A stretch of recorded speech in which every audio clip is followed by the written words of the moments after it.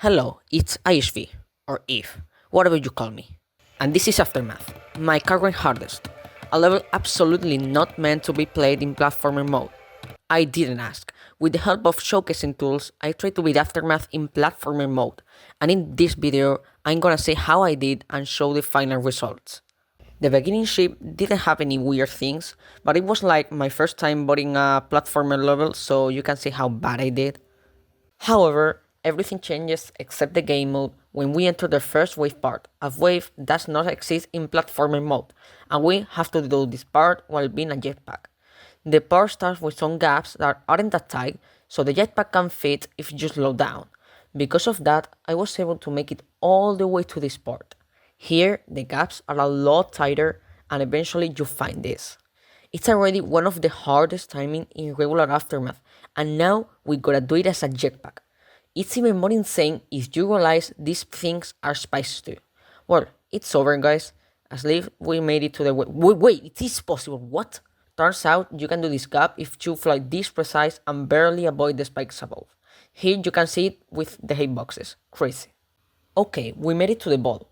Most of this part is normal, but this thing that helps you reach the blocks does not exist in platformer, so some timings are harder here. It's not much of a problem though, since while I was talking, we already reached the ship. The ship is the hardest part by far in regular Aftermath. Well, that's too bad, since the only auto part in the entire part is not auto anymore. For some reason, this law forces us to skip the jump pad to not eat the spikes, and now we have to do an intentionally tight straight fly. Well, at least there is nothing possible here, it's just hell to bot, but whatever. After that, from the UFO to the robot, everything is fine. There's not really any major difference from Classic 2 platformer here, but that suddenly changes when we reach the end of the robot. Every single path after that heavily threatened this level to be possible in platformer. If this level is called Aftermath, the ending is the math. The robot was fine until we got here. In platformer, you can pass through blocks from below, so this jump was almost impossible. I had to go over the entire structure and later do this clutch jump to barely enter in between the blocks. However, after that, I was forced to do the almost impossible jump, which turned out not to be that impossible, and land again in between the blocks. I also had to avoid this pink jump path to make the duel easier. And we just reached the duel. In platformer mode, even if you enter a dual portal while moving, player 2 will stay still. Due to that, I had to use this structure to align the duel. Yay, this structure finally has a purpose other than ending all your runs.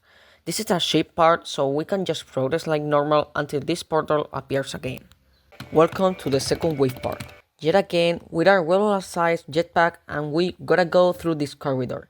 And sadly, this gap right here is actually impossible because of this invisible spike right here. We were so close.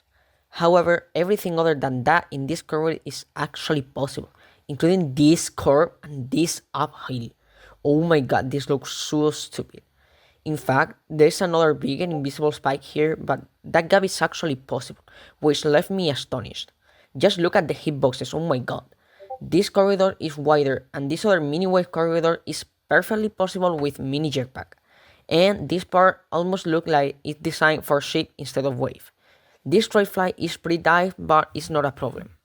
After that, we reach this section and are greeted with this absurd gap. It's literally tighter than the jetpack itself. Don't ask me why, but it's possible. After that, we meet this other gap. This time is thanks to the buggy slope hitboxes that is possible too. This is just stupid at this point. Next, there's this crusted monster that really looks like it's intended for a straight fly instead of a waistband.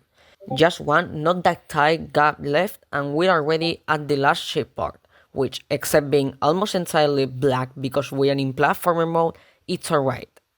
And just like that, we beat Aftermath in platformer mode with only one death. Yay! It's now time for the final results.